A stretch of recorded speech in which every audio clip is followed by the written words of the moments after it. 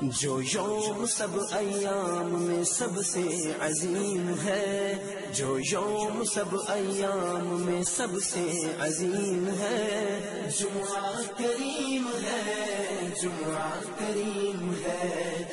السلام علیکم۔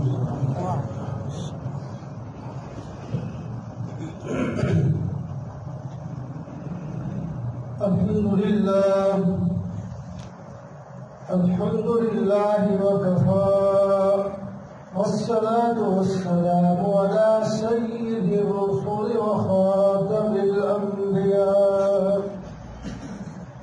أما بعد، فقد قال الله تبارك وتعالى في كلامه المجيد والفرقان الحميد: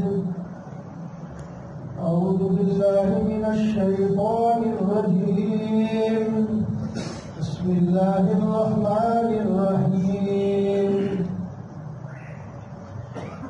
يا أيها الذين آمنوا قوا أنفسكم وأهليكم نارا وقودها الناس والحجارة عليها ملائكة غلاظ شداد لا يعصون الله ما أمرهم ويفعلون ما يؤمرون.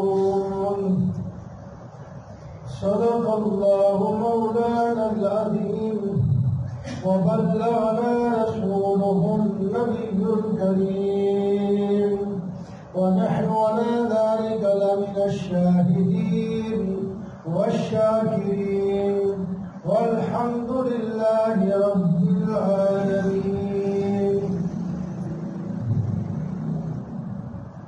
محترم و معزز بزرگوں اور دوستوں عزیزوں،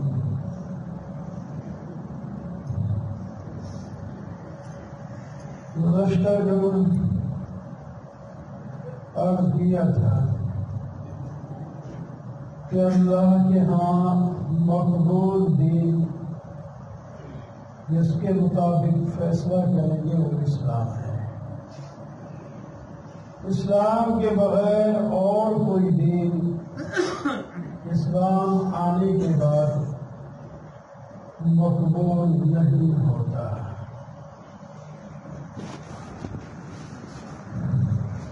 اور ہمارا دین جامع ہے، اس میں کسی قسم کی کوئی کمزوری، کوتاہی، نقص، عیب نہیں ہے،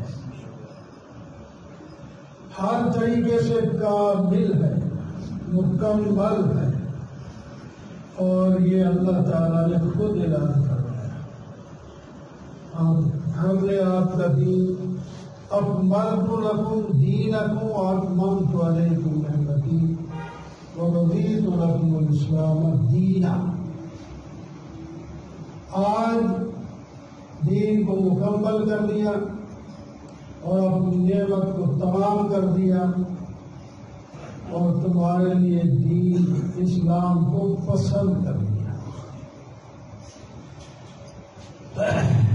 کامل دین ہے، زمانے گزرتے رہیں گے، ہر زمانے میں یہ رہنمائی کرے گی، حالانکہ حالات بدلتے ہیں، طبیعتیں بدلتی ہیں، قانون بدلنے پڑتے ہیں، حکومتیں قوم قانون بدلتی ہیں، نئے قانون بناتی ہیں، اس واسطے کیونکہ ان کا علم محدود ہوتا ہے، وہ وقتی طور پر کوئی چیز محسوس کرتے ہیں تو اس کے لیے ایک قانون بنا دیتے ہیں، بعد میں وہ بعض دفعہ وہ قانون ان کا مشکل کا ذریعہ بھی بن جاتا ہے۔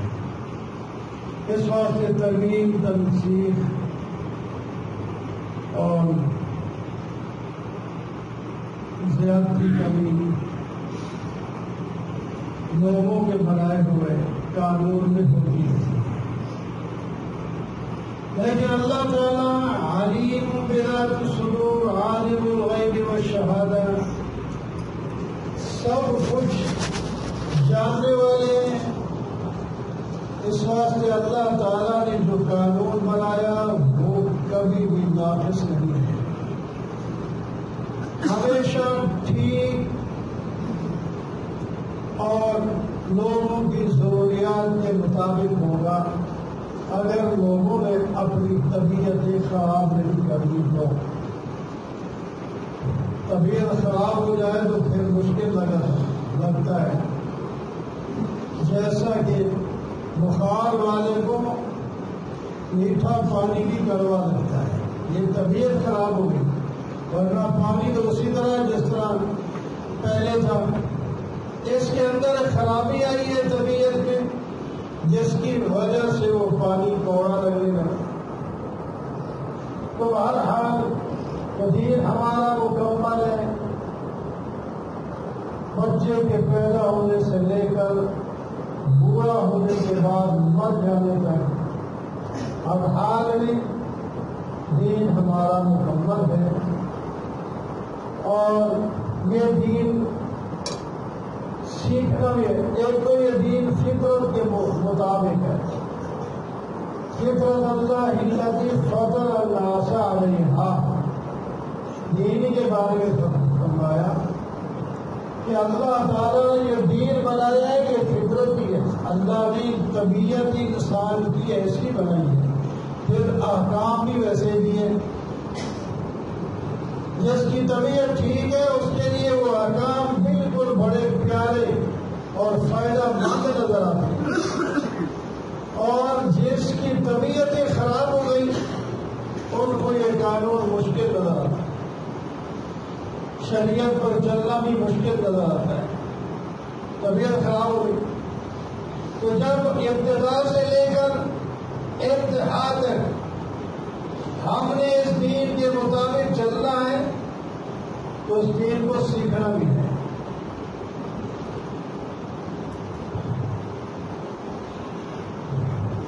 انسان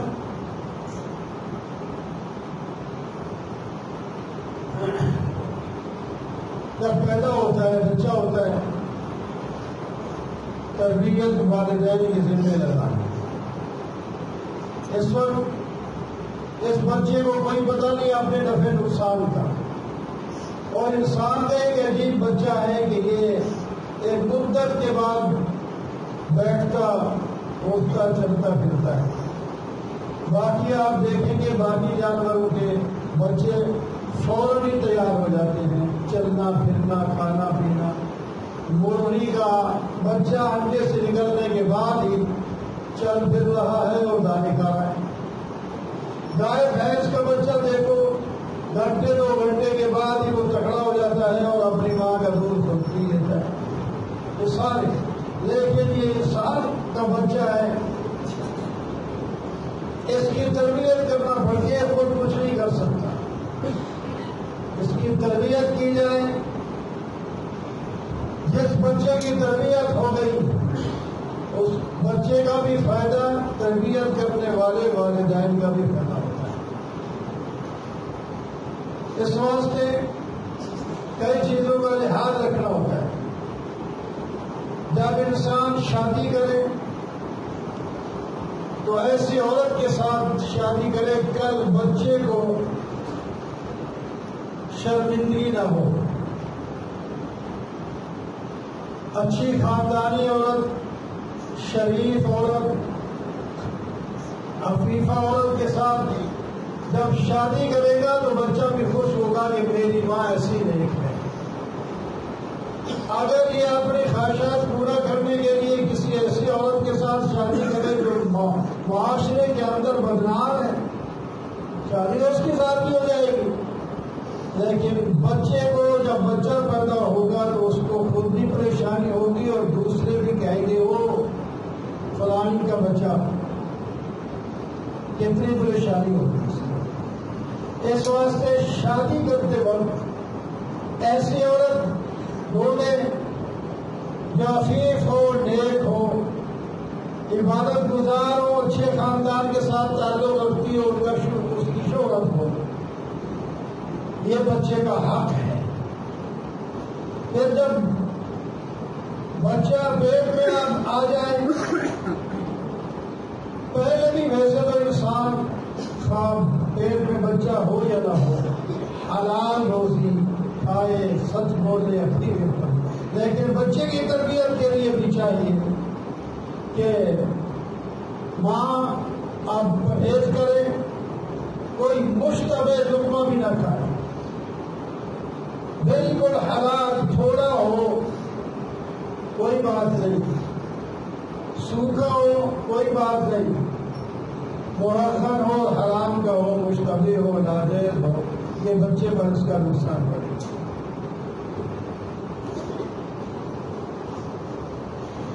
ایک جوڑے نے ٹھان لی کہ ہم اپنے بچے کی بہت اچھی تربیت کریں گے،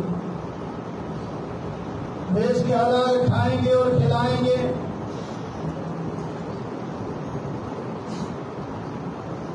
پورا پرہیز کیا، پوری احتیاط کی، ایک کو بچہ پیدا ہو گیا، بڑا ہو گیا، چلنے پھرنے کو، ماں اپنے باپ کے ساتھ آتا جاتا ہے۔ ایک دفعہ جا رہا تھا، ریڑھی والے کے پاس سے گزرا، ریڑھی پر کوئی پھل تھا وہ اٹھا لیا، ایسے جاتے ہوئے باپ وہیں رک گیا جہاں جا رہا تھا، نہیں لیا، واپس آیا۔ یہ ایسا کیوں ہوا؟ یہ ریڑھی کے پاس سے گزرا ہے اور بچہ اس نے ایک پھل اٹھا لیا ہے، تو کیوں اٹھایا؟ اس کی وجہ کیا ہے؟ اس کی ماں سے پوچھیں۔ اگر بیوی سے پوچھا، بتائیں ہم نے تو یہ فیصلہ کیا تھا اس اپنے بچے کی صحیح تربیت کریں گے، تو یہ کیا نکلا ہے کہ وہ بچہ ریڑھی کے پاس سے گزرتا ہے، پھل اٹھا لیتا ہے؟ یہ خرابی کہاں ہوگی ہے بتاؤ؟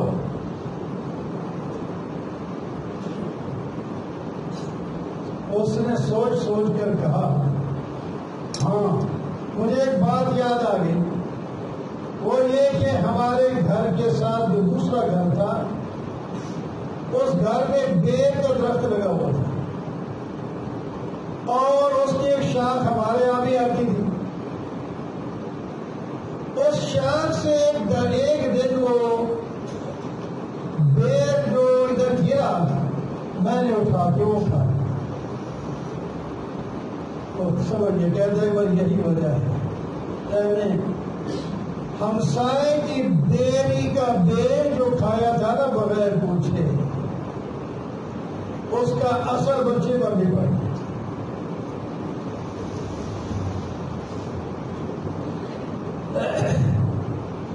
اس واسطے مشتبہ کھانے پینے سے والدین بھی پرہیز کریں، اور جب بچہ پیدا ہو جائے تو اس کا اچھا نام رکھے، یہ اس کا حق ہے۔ یہ لوگ بعض دفعہ کسی اور مشہور گویے کا نام رکھ دیں گے، کسی کرکٹ والے کا نام رکھیں گے، کسی وہ اسی طرح وہ مشہور ہے ان کا نام رکھیں۔ اسلامی نام رکھے، صحیح نام رکھے، بہترین نام فرمایا اللہ کے نام ہے، اس کے ساتھ عبداللہ لگا دو، عبد لگا دو، عبد الغفار، عبد الغفور، عبداللہ، عبد الرحمان، عبد الرحیم،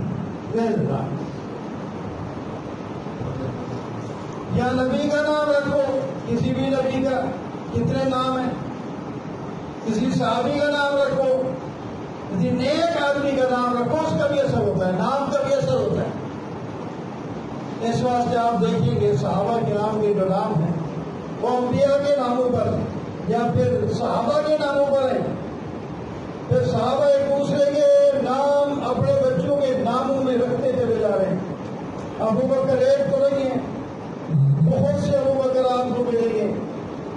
یہ ابو بکر سے پیار کی علامت ہے کہ لوگ اپنے بچوں کے نام ابو بکر رکھتے ہیں، عمر رکھتے ہیں، علی رکھتے ہیں، محمد رکھتے ہیں۔ نبی علیہ السلام کی محبت کا ہمارے یہاں جو یہ رواج ہے کہ نام اگر کوئی اور بھی رکھ دیا جائے تو ساتھ محمد جوڑ دیتے ہیں برکت کے، محمد عبد الرحمان، محمد عبد الرحیم، محمد فلاں، محمد فلاں، برکت کے لیے ضرور رکھتے ہیں۔ کئی نہیں رکھتے لیکن اکثر جو ہے وہ رکھ لیتے ہیں۔ اور نام اچھا رکھنا بھی بچے کا حق ہے، کل کو اس کا نام جب لیا جائے اس کو شرمندگی نہ ہو، ایسا گندا نام پسندیدہ آئے، نام رکھو تو مزہ آ جائے، کوئی نام بلائے پیار آ جائے اس نام پر۔ نام کا ایک اثر بھی ہوتا ہے، جیسا نام رکھو گے اس کی صفات بھی آتی ہے انسان کے اندر۔ اچھے آدمی کو اچھے لوگوں کا نام رکھیں گے تو وہ صفات بھی اس کے اندر اچھی پیدا ہوگی۔ تو یہ بچے کا حق ہے، اس کی ماں نیک اچھی اور اس کی کھانے پینے میں حلال کا رزق مہیا کرے اور اس کا نام اچھا رکھے، اور ممکن ہو کہ جس کو گھٹی کہلاتے ہیں، گھٹی یعنی پہلا جو بچے کو کھانا دیا جاتا ہے، تحریک عربی میں اس کو کہتے ہیں، گھٹیا میں اس کو کہتے ہیں، وہ کسی بزرگ جیسا کہ نبی علیہ السلام کے پاس صحابہ اپنے بچے لاتے تھے اور آپ کھجور کو اپنے منہ میں جو ہے وہ نرم کر کے، پتلا کر کے، نرم کر کے پھر بچے کے تالوں کے ساتھ لگا دے، اسی کو گھٹی کہتے ہیں۔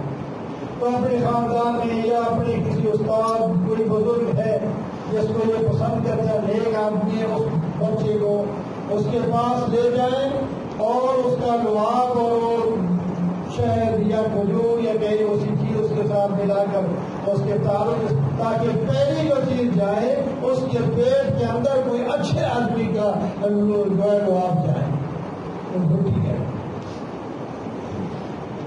تو نام اچھا رکھیں، لعاب تحریک اچھی کرائیں، اور اس کے بعد پھر جو بچہ بڑا ہوتا جائے اس بچے کے کھانے پینے میں پوری احتیاط کی جائے، اور جب بات سمجھنے لگے تو اس کو سمجھانا بھی شروع کر دیں۔ اللہ کا نام سب سے پہلے سکھائے، ابو امی سے بھی پہلے اللہ کا نام سکھائے، اللہ۔ اسی واسطے جب بچہ پیدا ہوتا ہے تو اس کا حق ہے کہ اس کے کان میں آذان دی جاتی ہے اور دوسرے کان میں اقامت کری جاتی ہے۔ نقطہ بیان کیا بعض علماء نے کہ آذان اور اقامت جو کہی جاتی ہے یہ کیا پیغام ہے؟ ایک تو یہ پیغام ہے کہ تم مسلمانوں کے گھر میں پیدا ہو گیا، موحد ہے، شکر کر اللہ تعالیٰ نے آپ کو اچھے لوگوں کے گھر میں پیدا کیا۔ دوسرا یہ بتا دیا گیا کہ تیری زندگی بھی بس تھوڑی سی ہے، جیسا کہ نماز کے لیے اذان دی جاتی ہے اور درمیان میں وضو کا یا سنت پڑھنے کا تھوڑا سا وقت کا ہوتا ہے، اس کے بعد پھر اقامت کری جاتی ہے، نماز شروع ہو جاتی ہے، اور اس کے بعد کوئی وقفہ نہیں ہوتا، اقامت شروع لا الہ الا اللہ کہتے ہی آگے اللہ اکبر، نماز شروع ہو جاتی ہے۔ تو گویا کہ اس بچے کو اب گرچہ وہ سمجھتا نہیں لیکن اثر اس کو ضرور ہوتا ہے اس کا، اس کے دماغ میں یہ بات جا کے پہنچتی ہے۔ اس واسطے حکم ہے کہ بچے کے سامنے ماں باپ جو ہے کوئی ایسی حرکت نہ کرے، محبت پیار کی جسے کہتے ہیں، اور کہیں گے اس بچہ چھوٹا اس کو کیا پتا، وہ دیکھ رہا ہو کہ نہیں، اس سے اوجر ہو کے محبت کی پیار کی باتیں جو کچھ کرنی ہے وہ کر لے، اس کے سامنے نہیں، وہ اس پر بولتا تو نہیں ہے لیکن اس کے دماغ کے اندر وہ باتیں منقش ہوتی چلی جا رہی ہیں۔ اس واسطے بہت احتیاط کی جائے بچے سے، اور اللہ کا نام سب سے پہلے نبی علیہ السلام کی ایک حدیث میں ہے، جب بچہ کچھ لفظ بولنے لگے سورہ بنی اسرائیل کی آخری آیت سکھاؤ، وَقُلِ الْحَمْدُ لِلَّهِ الَّذِي لَمْ يَتَّخِذْ وَلَدًا وَلَمْ يَكُن لَّهُ شَرِيكٌ فِي الْمُلْكِ وَلَمْ يَكُن لَّهُ وَلِيٌّ مِّنَ الذُّلِّ وَكَبِّرْهُ تَكْبِيرًا۔